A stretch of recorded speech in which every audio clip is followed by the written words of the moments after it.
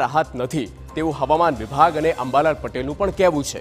જો કે હવામાન નિષ્ણાંત પરેશ ગોસ્વામી ડિસેમ્બરમાં જ વધુ એક ઠંડીની રાઉન્ડની આગાહી વ્યક્ત કરી રહ્યા છે। એટલે કે 17 ડિસેમ્બર બાદ જે રાહત મળવાની છે તે થોડા દિવસમાં ફરી કાતિલ ઠંડીમાં પલટાઈ જશે।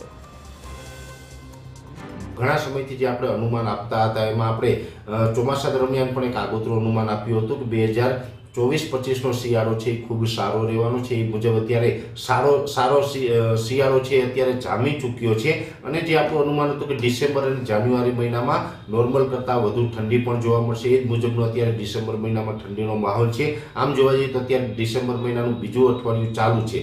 14 ડિસેમ્બર પછીથી ઠંડીમાં થોડોક આંશિક ઘટાડો થશે, બહુ ઘટાડો નહીં થાય પણ આંશિક ઘટાડો થશે। એટલે 14 તારીખથી લઈને 17-18 તારીખ સુધી થોડુંક 1 થી 2 ડિગ્રી તાપમાન છે એ વધી શકે છે અને 18-19 તારીખથી ફરીથી પાછો એક ઠંડીનો રાઉન્ડ ચાલુ થઈ જશે અને એ ઠંડી આપણે કન્ટિન્યુ જોવા મળશે।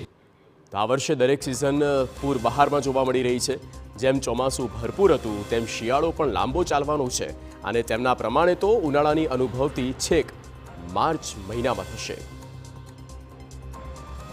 આ વખતે જેવી રીતે ચોમાસું લાંબુ ચાલ્યું એમ ગયા વર્ષની સરખામણીએ શિયાળો પણ લાંબો ચાલશે। એટલે લગભગ 15 ફેબ્રુઆરી સુધી તો આપણે સારી એવી ઠંડી હશે। જો કે ડિસેમ્બર અને જાન્યુઆરીમાં જે ઠંડી હશે એના કરતાં ફેબ્રુઆરીમાં ઠંડી ઓછી હશે, પણ 15 ફેબ્રુઆરી પહેલાં આપણે તાપમાન ઊંચું જવાનું નથી। 15 ફેબ્રુઆરી સુધી તાપમાન છે આપણે નીચું રહેવાનું છે। આપણે શિયાળાનો અનુભવ કરવાના છે અને 15 થી 28 ફેબ્રુઆરીનું સેશન હશે એમાં પણ સવાર સાંજની ગુલાબી ઠંડી તો ચોક્કસથી જોવા મળશે। એટલે કહી શકાય કે ગયા વર્ષે ફેબ્રુઆરી મહિનામાં જે ઉનાળાની શરૂઆત થઈ હતી, આ વખતે ફેબ્રુઆરી મહિનામાં ઉનાળાની શરૂઆત નહીં થાય, ઉનાળાની શરૂઆત છે માર્ચ મહિનામાં થશે।